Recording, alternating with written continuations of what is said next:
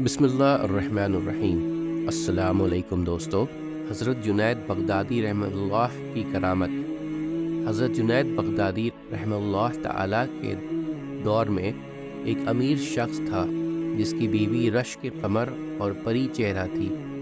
اس عورت کو اپنے حسن پر بڑا ناز تھا۔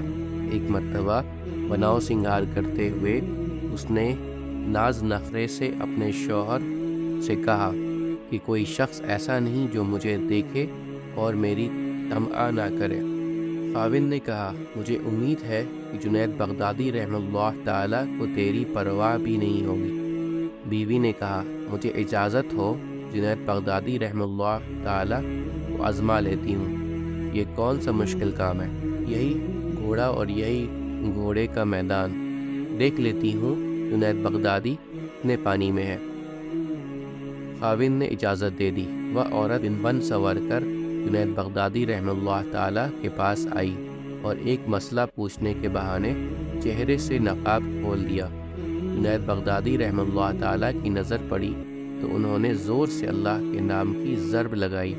اس عورت کے دل میں یہ نام پیوست ہو گیا۔ اس کے دل کی حالت بدل گئی۔ وہ اپنے گھر واپس آئی اور سب ناز و نخرے چھوڑ دیے۔ زندگی کی صبح و شام بدل گئی۔ سارا دن قرآن مجید کی تلاوت کرتی اور ساری رات مصلے پر کھڑے ہو کر گزارتے تھی۔ خشیت الہی اور محبت الہی کی وجہ سے آنسو کی لڑیاں اس کے رخساروں پر بہتی رہتیں۔ اس عورت کا خاوند کہا کرتا تھا کہ میں نے جنید بغدادی رحمہ اللہ تعالیٰ کا کیا بگاڑا تھا کہ اس نے میری بیوی کو راہبہ بنا دیا اور میرے کام کا نہ چھوڑا۔ امید کرتا ہوں دوستو کہ آپ کو آج کی ویڈیو اچھی لگی ہوگی۔